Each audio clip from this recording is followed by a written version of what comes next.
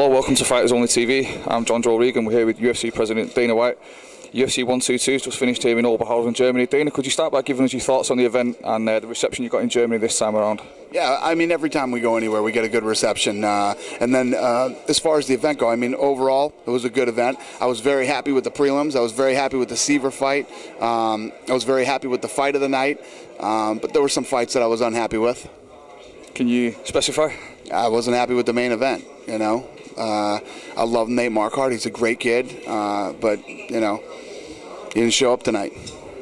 I thought it was always kind of going to be like that, though. You know, Yushin's a very cautious fighter, and Nate can be very cautious when he's got something. Like, Yushin can be dangerous even though he's cautious. So, well, it's one thing to be cautious, but when you know that you've already lost a shot at the title once, and then the third round, you know, you're getting outstruck by the wrestler, you might want to let your hands and legs go. Your corner's yelling to you to let your kicks go, and you know, and you don't go for it, man. You don't go. When you know that you're in that situation, you don't go for broke. And I got to be honest, man.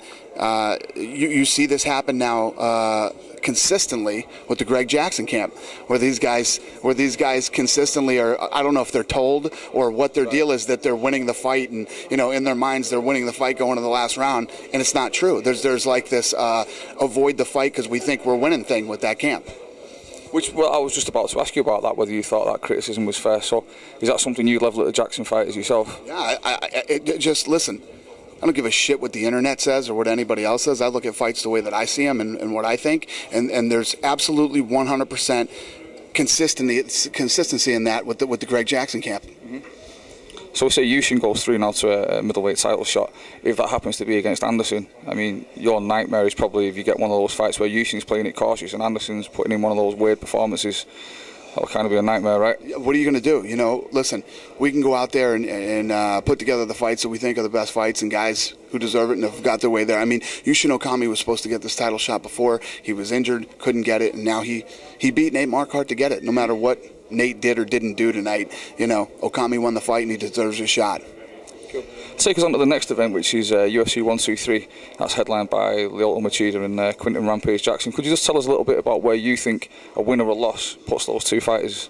Well, it's a big fight for these guys, you know. You're looking at two guys in an incredibly stacked division, incredibly exciting division that are at the top of the food chain, you know. So the winner of this fight is in a very good position and remains one of the top fighters in the world.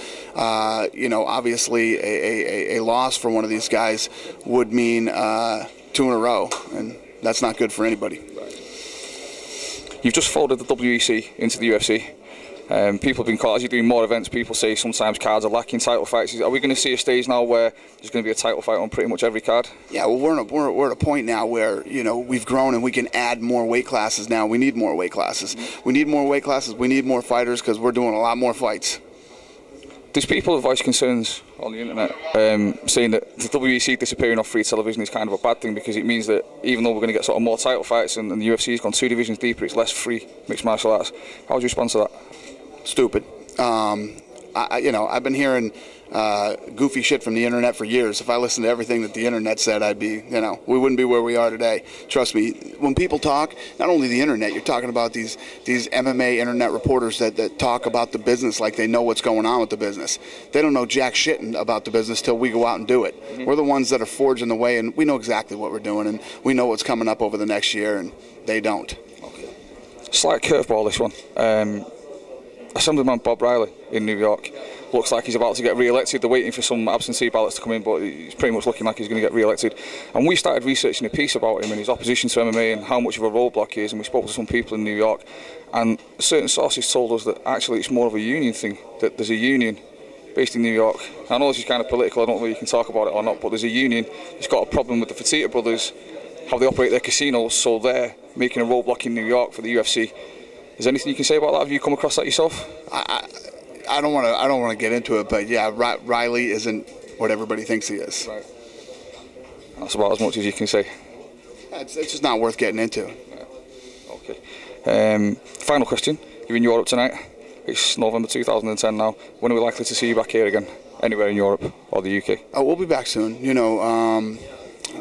Off the top of my head right now, I don't know exactly when our next event is out here, but yeah, listen, we're digging in, man. We're going everywhere, and we owe Ireland one big time. I know that. We got to get that figured out. Oh, they ask us all the time. Oh, they're terrorizing me, man. Yeah, the Irish might hang me if we don't get an event down there. So the very, very last question I nearly forgot about this. Brock Lesnar is looking like his next fight is going to be a rubber match with Frank Mir. Yeah, listen, I'll tell you, I announced it at the Q&A yesterday, and I didn't get a very popular response. People on my Twitter have been going crazy saying we hate this fucking fight. No way. So, listen, I believe that my job is to give the fans the fight that they want to see, so maybe I'll rethink that. So it could be, there was rumours that he'd asked for Roy Nelson. He didn't. That's not true. Right. Yeah, that's not true. But could that fight happen? I don't know where that came from, but that's not true. Brock hasn't asked for anybody. Is it an interesting fight to you? Is what? Roy Nelson and Brock Lesnar, is that an interesting fight for you? I don't know. Roy Nelson has some issues right now that are going on with him and his involvement with another promotion before he came to the UFC. Right. Yeah, so we'll see what happens. What about this rumour that's been floating around about Brock Lesnar getting offered some WWE work? Have you heard that? Yeah, I don't know what that's all about, but it's not going to happen. I can tell you that. All right, thanks very much for your time, Dana. Much appreciated. Pleasure.